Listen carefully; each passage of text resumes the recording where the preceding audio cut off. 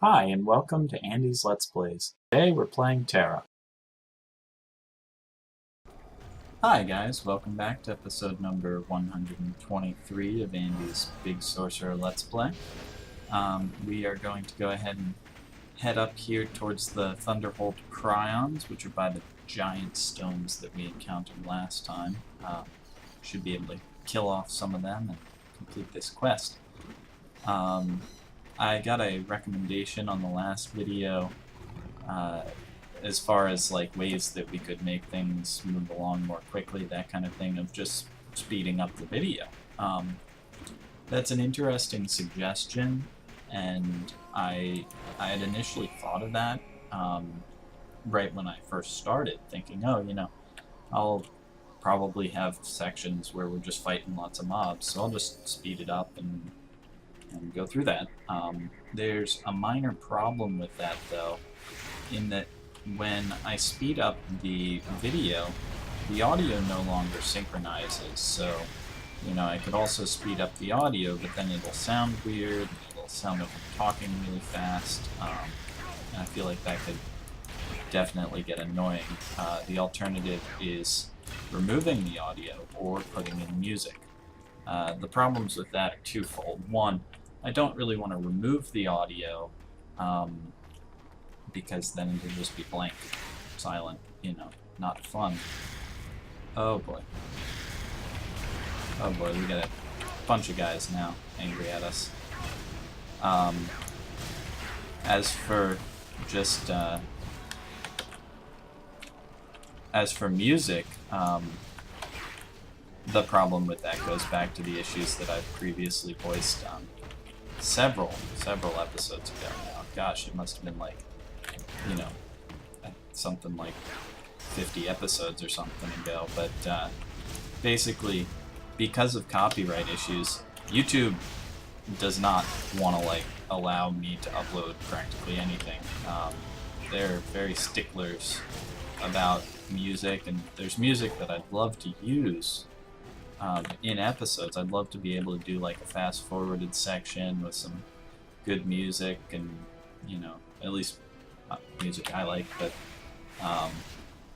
that kind of raises two problems. One, the copyright issues, because anything that's not public domain or like Creative Commons license, that kind of stuff, pretty much can't use, and not just can't monetize, but for the most part it's kind of difficult to put that stuff in episodes. Even if it's just a few minutes of it, they tend to be kind of iffy about that. The other problem lies in that while I personally have musical tastes that may lean in one direction or another, if somebody else just really loves classical music, or really loves, I don't know, music that is not what I like, or if they hate music that I like, then, I'm torn, because it's like, I wanna make it an episode that's sort of neutral, that everybody can enjoy based on the content of the gameplay, not based on, what music you like. So, I don't want you guys to feel like you have to mute the episode when it goes into a fast forward thing. So yeah, that kind of raises those issues. And then the other problem with it, just from a ease of recording standpoint, is that if I want to make the overall episode a half hour, then I gotta kind of on the fly determine how long I record. If I'm recording for 30 minutes, but I compress 10 minutes of that down to 3 minutes, well, then I've only got 23 minutes of stuff. So that means I actually got to record for 37 minutes.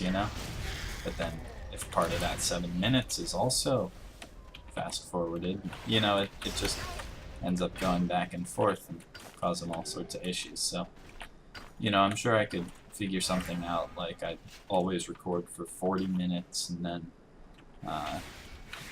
compress 15 of that down, you know, into 5 or something. But I don't know. There are solutions. It's certainly done, but I don't want to get into editing the episodes more than I have to, since, like I discussed last time, you know, I don't want you guys to miss content.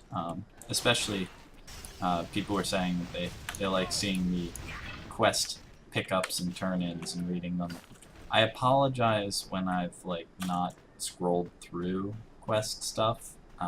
Usually I pick them up and turn them in pretty quickly. I think you should be able to pause the episode and read the quest text if you're so inclined, but just to keep it flowing in a timely manner, I don't want to spend, you know, 2 to 3 minutes on each quest reading the quest text. Some of them I spend a little longer on just because they're important story quests, or I want to understand why we're going into a certain dungeon place, but or why we're killing off a whole bunch of, you know, feral murloc spawn, whatever. You know, it's sometimes nice to know why you're doing what you're doing, but other times I'm just like, all right, go kill 20 trees, whatever, cool, I'll do that, be right back. So, you know, different gameplay styles. You know, I want to spend most of my time actually questing, not reading. So, yeah. Anyways, there we go. We only got one of them in that. Shucks. Come on. There we go. That took him down. This other guy's being all problematic. Yeah, you stay back. There we go. Alright. Jabel. Let's find Jabel. Okay, he's where the little question mark is. That should have been super obvious for me, but I clicked it anyway just to make sure I was going to the right place. Okay, we'll go over here. Hey! Lightning Essence. Gather this up. Let's check what our essence gathering is up to. 274. I doubt we'll hit 300 on that for another couple episodes. It's just as I see them, it's good to pick them up. Since they're useful, I guess, and, you know, getting those levels is nice. Except when we inexplicably cannot gather something that should be easy, according to its little designator tag. There we go. About dang time. Plus it gives us the buffs, as always, so very nice. Yeah, so other than that, so far, I'm still, it might seem a little silly, but I'm still kind of nervous about the whole name thing, just because I worry about the fact that somebody could possibly come in and be like, hey, I reserved the name Big at the, you know, beginning in the closed beta, and I've played for, how long have we played for? Let's see. 3 days, 11 hours, and 44 minutes. Yeah, and they'd be like, I've played for 4 days, and so then I'd be like, well, cool. I kind of wanted to keep that name, but whatever. All right, you know, I mean, I'd probably try to talk to a GM and be like, look, I understand your decision, but can we maybe reverse this? Because I feel like once you log in and claim it, that was the whole thing. Like, you gotta get your name on the day that the names were in flux, and now they should be set. So I'm just hoping that at some point they kind of release a date where they're like, all right, no more name changes are occurring, and then I'll be able to kind of breathe a sigh of relief and be like, okay, this is good. Oh, can't jump over that apparently. Alright, so we'll get back to camp here, and I think this is probably our last thing to turn in this little area. So then we gotta go see where we need to go next. One man left behind, good. Take the book to Gerard. Gerard, what's up? There we go. Sleeping Giant. Yes, yes, and good. Alright, and this is a group quest. So, if you go into our log here, go to Zone Quests.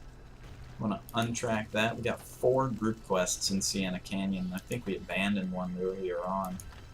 Oh no, that's Eyes of Flame, so that's all stuff to do. Let's check our map here.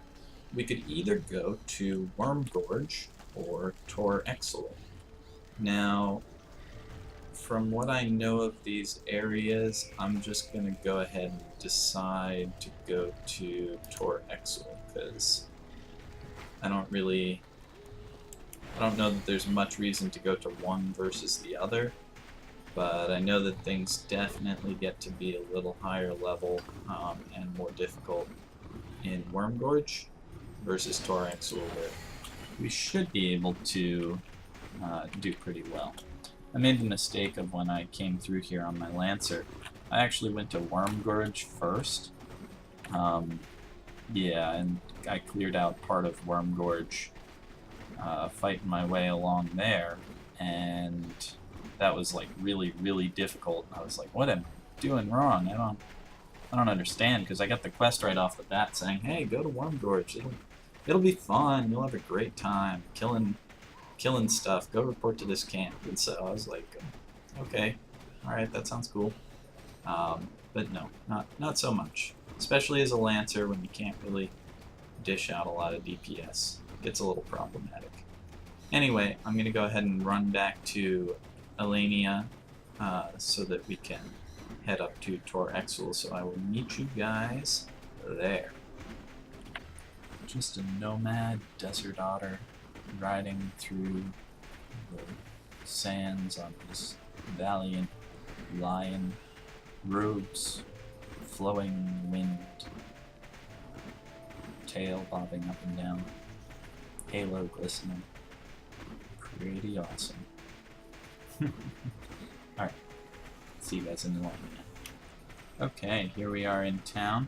We're gonna go ahead and pass through town, and our goal here is to go up to Tor Exsul and eliminate some Rasp Tusk Sabertooths as we search for the carriage northeast of Elenia.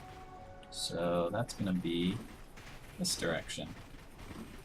Now we are running out of our charms, so we're going to have to reapply those soon. I believe these are the Sabertooths. Go ahead and take out some of these guys. Bam. Take that, you Rasp Tusk.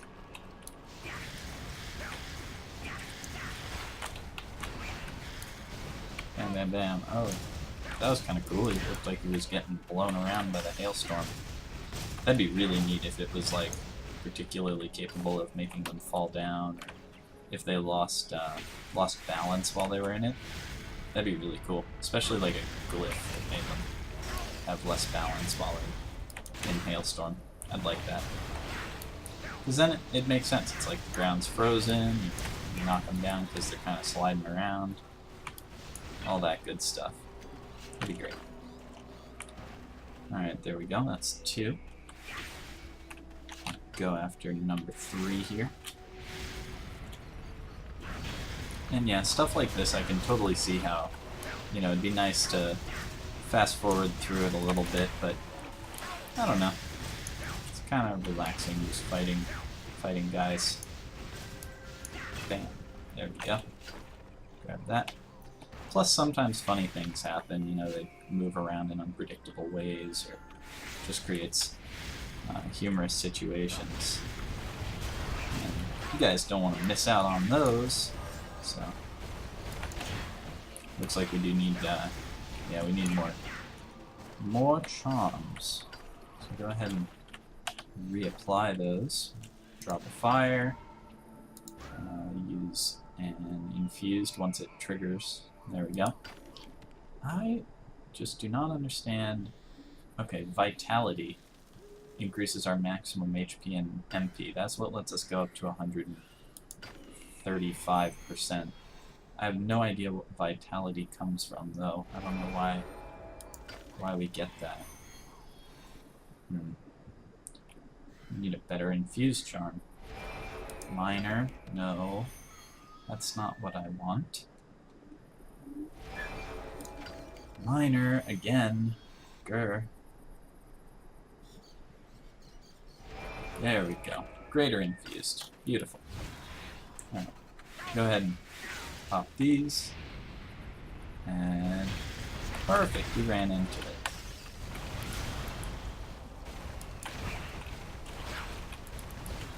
There we go. Beautiful, beautiful, beautiful. Perfectly executed.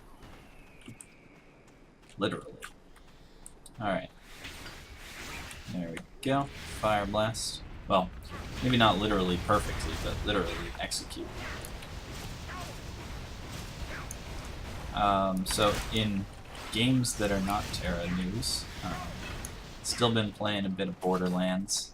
Got, I don't know, some amount of hours into that now, which is simply preposterous since I really should be focusing on the things that make me so busy. But I've been playing that a bit because it's very, very fun, and yeah, that is a really entertaining game. All of the characters are really, I guess, interesting. They're really, really funny. So definitely a selling point, in my opinion. Plus, it's kind of cool that you see some of the original 4 characters from Borderlands 1 as the original 4 playable characters, I should say, from Borderlands 1 as non-playable characters that do stuff with you in Borderlands 2. So, kind of cool. I like that. I like that feature. Alright, let's jump through here. Yeah, there's some stuff. I mean, there's a few little hiccups with Borderlands 2, like the fact that some people figured out that by, and this is kind of a danger mostly with PC games because of how accessible the files are, but basically they figured out that by editing some pretty simple text documents, you can get some stuff that allows you to get virtually unlimited supply of some pretty nice guns at whatever level you happen to be. I think that's been fixed now, but it kind of raises questions about, like, you know, if you've got a single-player game, I don't really begrudge anybody if they really want to, like, go in and basically use glitches or cheat codes to, you know, make their game easier. That's just part of making the game easy, I guess. You know, that's the reason there are difficulty settings. But, I don't know. It seems kind of silly to me to... Oh my goodness, what is that beeping? I'm sorry about that. That's like a bus or something. I really do apologize about background noises like that. I hate them, and I wish that there was a way that I could do something more about them. Hopefully they don't come through as really annoying. There we go. Like meleeing that guy in the face with fireballs. Alright. Hopefully that beeping is not too noticeable. I just, you know, I end up keeping my window open because otherwise it gets really, really hot in my room recording.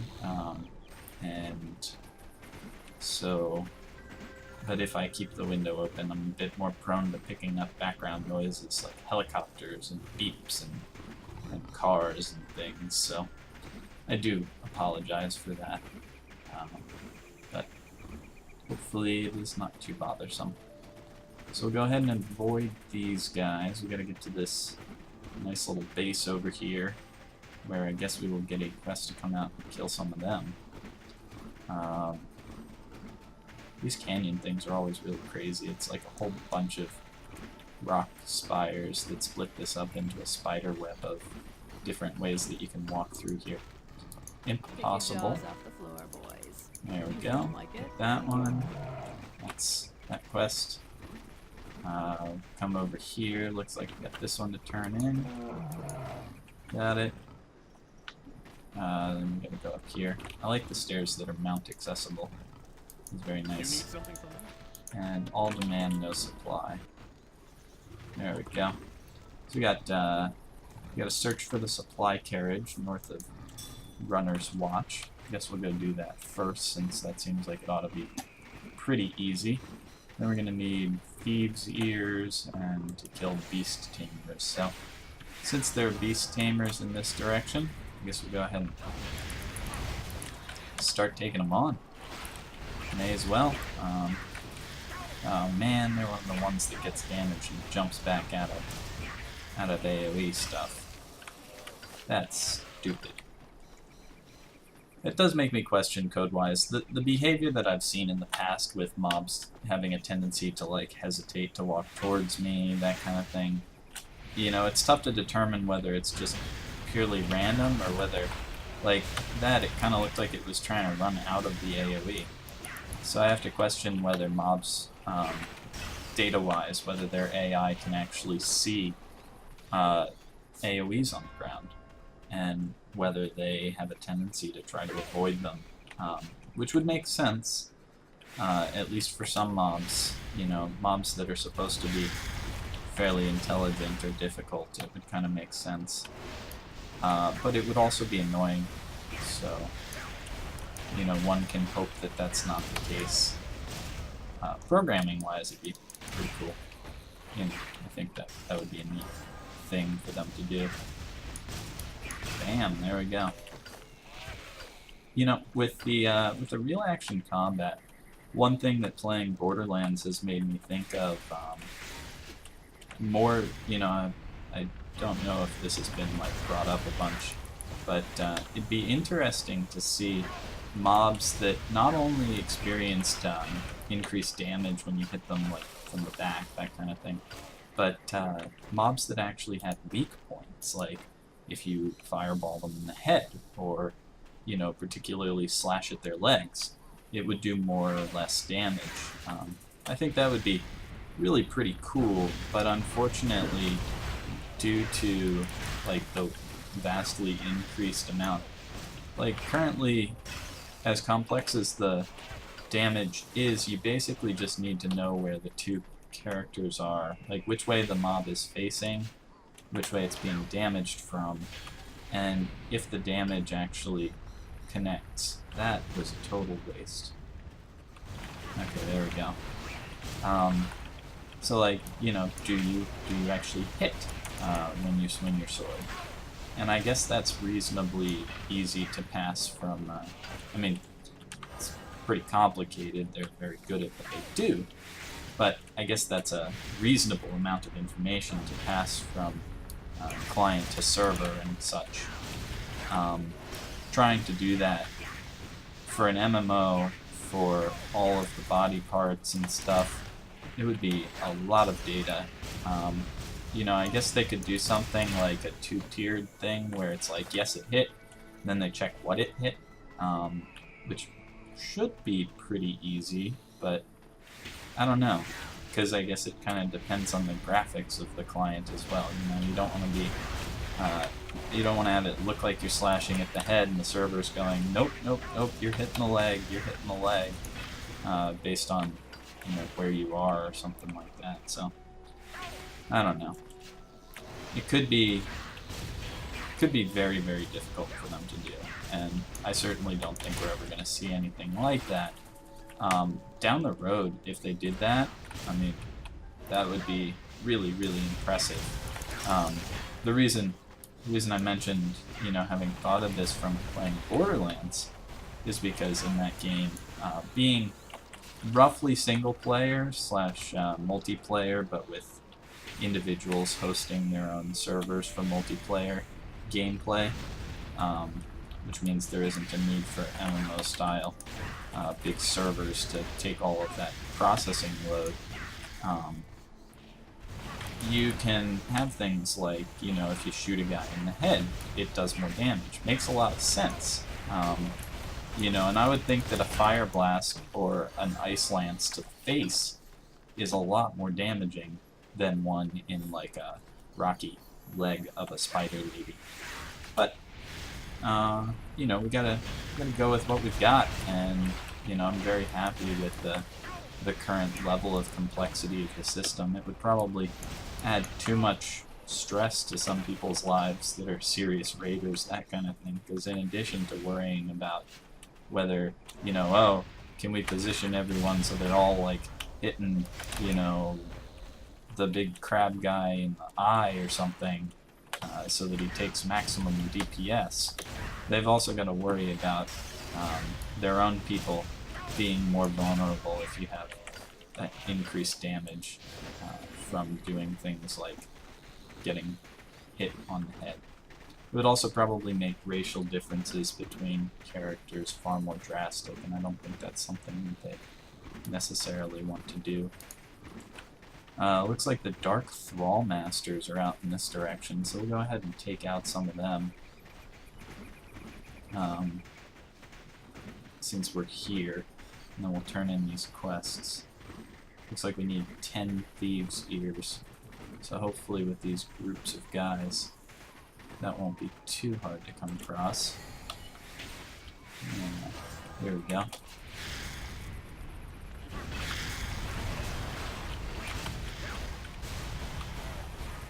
Okay, looks like we got 1 Thieves' Ear.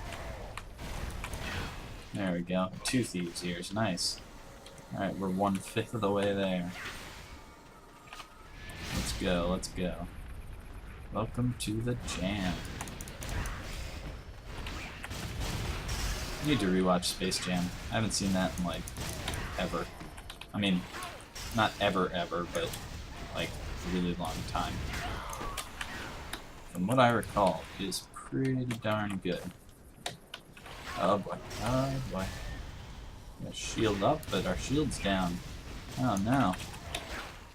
We just don't want him to jump on us. That would be pretty bad. I don't think these guys are quite as damaging as the ones that existed in that grotto area that we were hanging out in a while back, but they can still be pretty nasty. Oh, there we go. Double blink. That's what's up. Take that. Alright. Halfway done with the Thieves' Ears. It's a good thing, too, because I guess these guys have a lot of ears, but only a few of them are acceptable. Only the highest quality Thieves' Ears can be used for our questing purposes. Alright. Take this guy down. Bam, bam, bam. Nice. 7.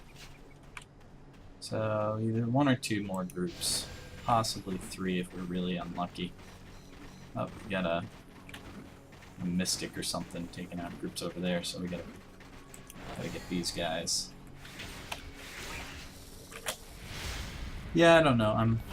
From what I was saying before, it's still sort of on my mind. I'm a little worried that one of these days I'm gonna log in and it's gonna be like, you can't use that name. Please change your name big to something else.